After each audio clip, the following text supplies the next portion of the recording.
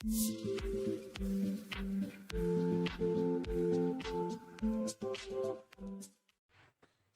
everybody, and blessed be the name of the Lord. Welcome to Glorious Woman Daily. And here, by the grace of God, we are about equipping women to become glorious women daily, to become women of faith, for each one of us to become the Eshet child woman of valor, who is a warrior, and to apply godly wisdom in the tiniest details of our lives.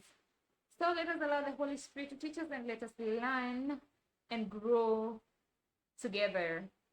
Welcome to our today's learning session. We're continuing with our series of what do we learn from women in the Bible. And today we are going to hear a story, a very interesting story indeed, of a glorious woman from the Bible. Who is Hannah? We are going to do just as we have been doing in our previous episodes. We are going to hear the voice of Hannah as she gives a story, or rather, I am going to read through the voice of Hannah. If it was Hannah speaking to us today, what would our story look like today? And we are going to hear from her and learn a few things from her story. I hope it is going to be interesting. I hope it is going to be a blessing as well to you. So this is the voice of Hannah. My name is Hannah, married to Elkanah. I wasn't his only wife. I was Penina too. This is how my story goes. My co-wife had sons, but I had none. The Lord himself had closed my womb. I kept wondering why the Lord had done that to me, but I trusted him anyway. He knew what he was doing. He is God, and he is supreme. My rival kept provoking me in order to irritate me. This went on year after year. It's not something that ended as fast as I wanted it to. This woman provoked me excessively that I would cry so much to a point I wouldn't even eat. I have heard people these days say, no matter what you are going through, eat fast. Personally, there is no way I could eat. It was too much for me. I was done, and there seemed to be no hope for this very tree that had been cut down. The tunnel remained dark. One day, I decided to pour it all to the one whom I knew had answers, and in the best way I knew how. I was tired of having a downcast face at all times. I went in the house of the Lord and prayed. I prayed as I wept bitterly. I prayed so much until Eli, the priest, mistook me for a drunk woman. But I wasn't drunk. I was just a deeply troubled woman who was praying out of a great anguish and grief, trusting that God would do something for me just as I desired. I continued praying. After that, I tell you, I ate and my face was never downcast. The Lord remembered me and blessed me with a son, and I named him Samuel. This boy, my boy, I gave him to the Lord as I had promised. After waiting for years, the Lord showed up just at his own time, that time that was right to him, and that time that was the best. Samuel came at the right time, and God used him greatly to lead his people. Delay is not denial. God is about to show you that he is still faithful. He is working out things in your favor behind the scenes. I am a living testimony that if you trust the Lord and if you keep praying and if you keep waiting on the Lord, He's going to show up for you just at the right time. That is my story, and I hope that it encourages you today. Yes, that is the story of Hannah, a story that I love so much, a story that shows us that trusting in the Lord can never be, it is not indeed in vain. And if we keep waiting on the Lord, no matter how long we wait upon the Lord, He surely shows up and He surely comes through for us in our situation, whichever it is, whatever it is, no matter how long it takes. God is faithful and He always shows up for us. We cannot escape waiting in life. We are always waiting. I know even yourself, you can attest to the fact that you are always waiting for something. You are waiting to join school. You are waiting to finish school.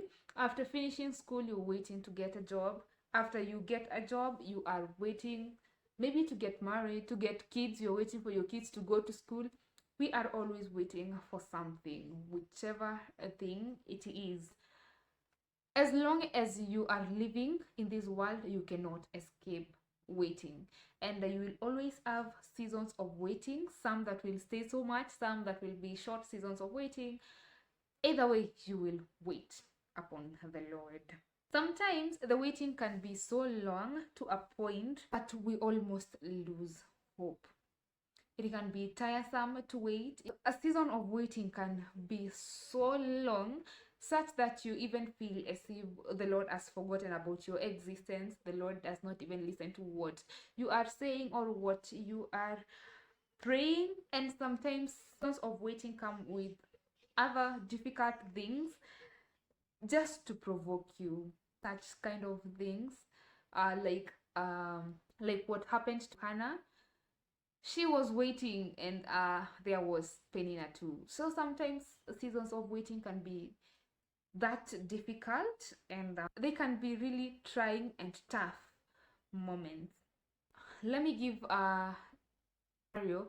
Ever found yourself in a situation where, for example, everyone you cleared school with or graduated the same year with as a job, they are progressed in life, they even have families and kids, and you're there 3 years down the line, you're still receiving great emails, and all the people around you are doing well, they are having babies, you are waiting and waiting upon the Lord for a baby, and actually you seem like you are the only one who is not progressing in life, and it seems as if God doesn't even love you, and God is not hearing your prayers, and there are so many things just to show you how you are lagging behind and such kind of things.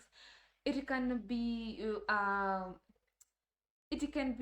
such an uncomfortable situation, but you know what, God knows what He is doing, and He is doing whatever He is doing for His glory, that you may even know Him more, just to mold you, to show you that He is faithful, to show you that no matter how long it may take, He has not denied you anything. He is faithful. I would encourage you today to do what Hannah did: surrender to God and pour it all to the one who has answers in the best way you know how. And the one who has answers is none other than God, of course.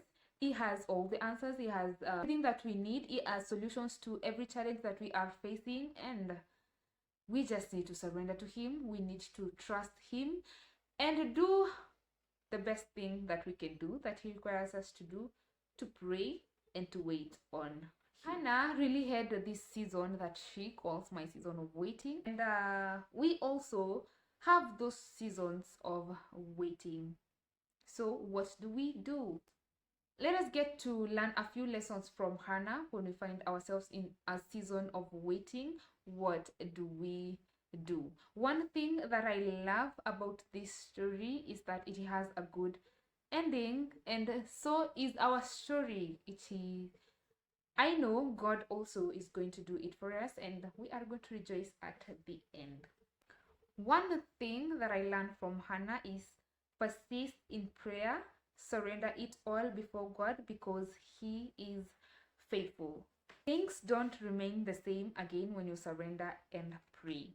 After praying, Hannah got the energy to eat, and the Bible says that her face was no longer downcast. That is something that is sure, that God is always faithful. We have seen the faithfulness of the Lord from other stories, not even from the story of Hannah alone. In a few lessons ago, we learned about Sarah, and we saw the faithfulness of the Lord. We saw how God was faithful to Ruth. That is something that we cannot second guess. It's something that is sure.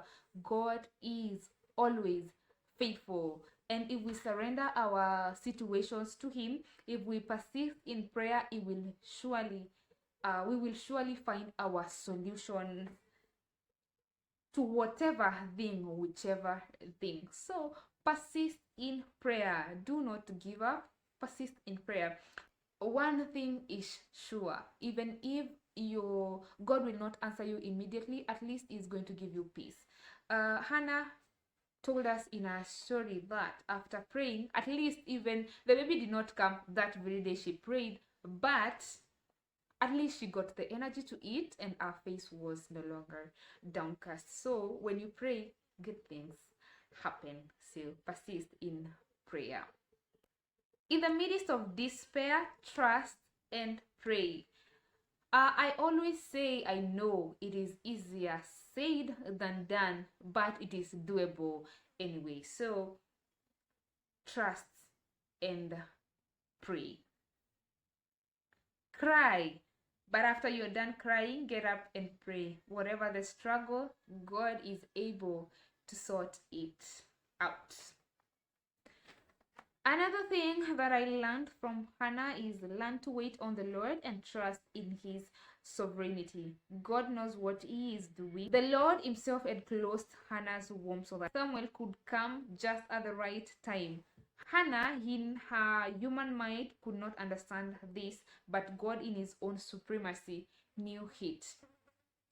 I was trying to think about the story of Hannah. If Samuel had been born earlier, there couldn't be anyone. Okay, there would be someone, I know, because God cannot just leave it empty like that. But if Samuel was born early venye Hannah alikuwa anataka, he wouldn't have done or accomplished the purpose that God wanted him to accomplish, leading the children of Israel. So God did what He could do. In His own supremacy, He closed Hannah's womb so that He would open it at the right time, so that Samuel would come at the right time and fulfill what God wanted him to fulfill. So you learn to wait and trust on the Lord. You might not understand what is happening at the moment, but you keep waiting and keep trusting. Our human minds are so limited that we are not even able to understand some things just as they come, and we even tend to question God why He does.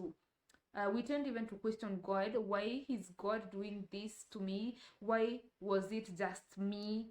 Why could it happen? Why did it not happen another way? But God knows what He is doing. So keep calm, relax, trust, and wait on the Lord. Yeah, that is what I have to say about Hannah and what I really learned from Hannah. And yeah, I know you also have your own lessons, and I would encourage you with that. Pray and pray. Persist in prayer, wait on the Lord, and keep trusting Him. So yeah, that is it for our today's learning session. Feel free to share with me what you learned in the comment section. In our next episode, we are going to hear from Ruth. Thank you for being with me till the end. If the Lord wills, we meet in our next learning session. Always remember to pray and have a passion for God. Shalom, glorious woman daily.